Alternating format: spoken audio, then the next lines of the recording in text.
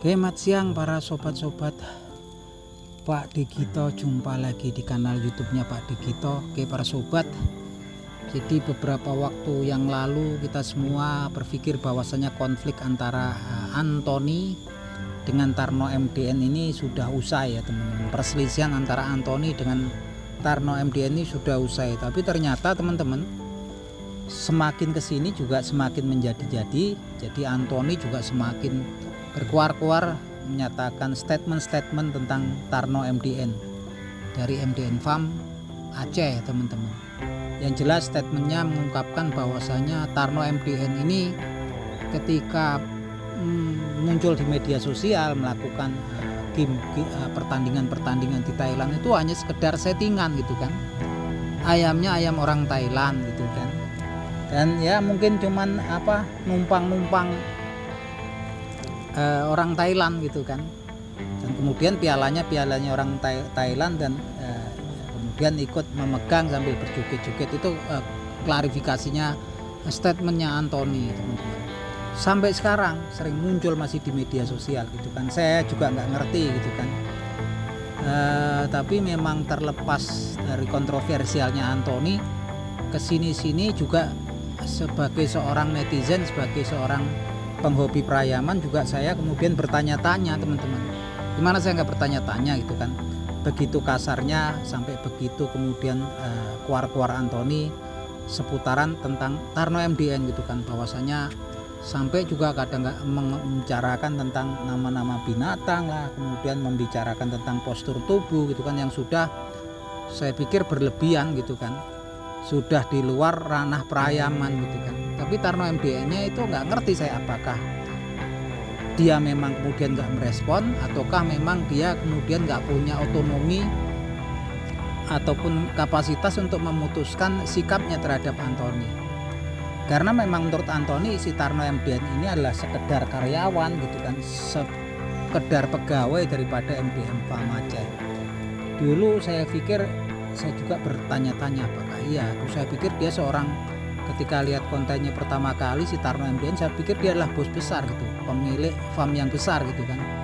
Tapi setelah melihat gerak-geriknya sekarang, merespon statement-statementnya Anthony, saya jadi bertanya-tanya gitu kan, apakah betul gitu kan. Ternyata kemungkinan besar gitu kan.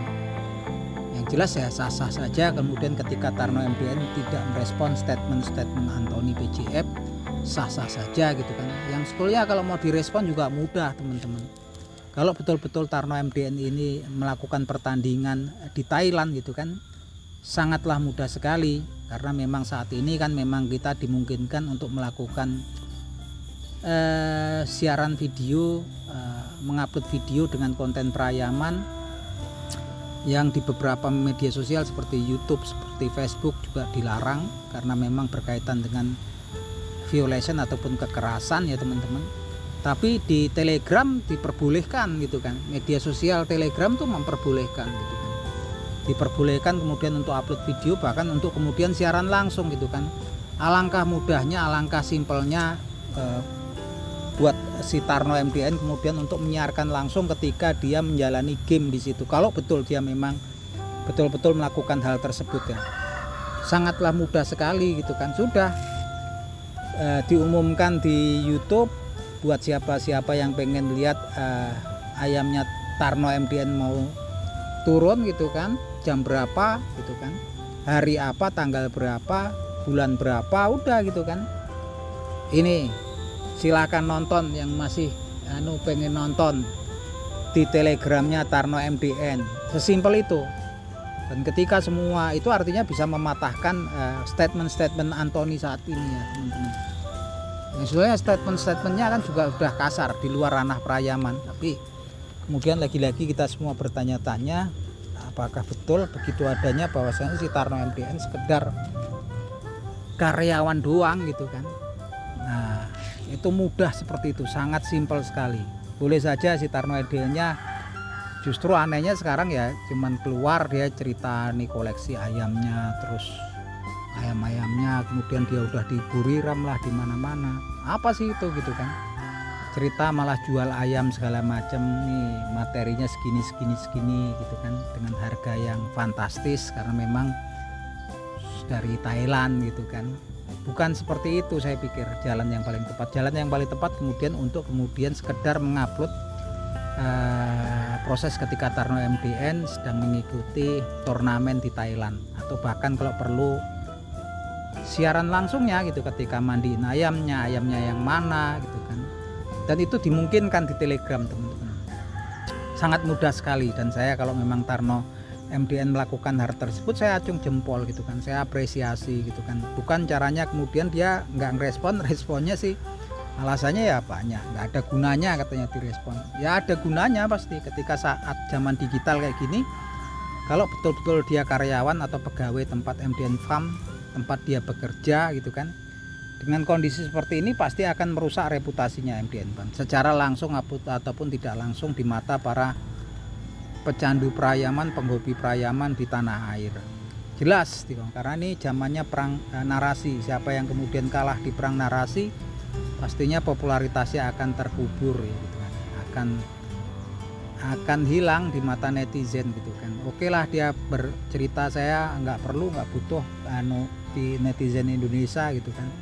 Tapi kenyataannya kan tetap juga nawarkan materinya di komunitas penghobi perayaman Indonesia gitu kan. Artinya memang masih butuh gitu kan, karena saat ini yang nomor satu adalah front office-nya dari perayaman tuh marketingnya gitu kan. Ketika reputasinya ambruk, yang rugi bukan cuma Tarno. Oke lah kalau Tarno kemudian memang betul-betul cuma karyawan pegawai di MDN Farm, tapi nama besar MDN Farm-nya sendiri yang pastinya akan terpengaruh gitu kan. Yang sebetulnya kalau direspon dengan cukup mudah seperti yang saya ungkapkan tadi.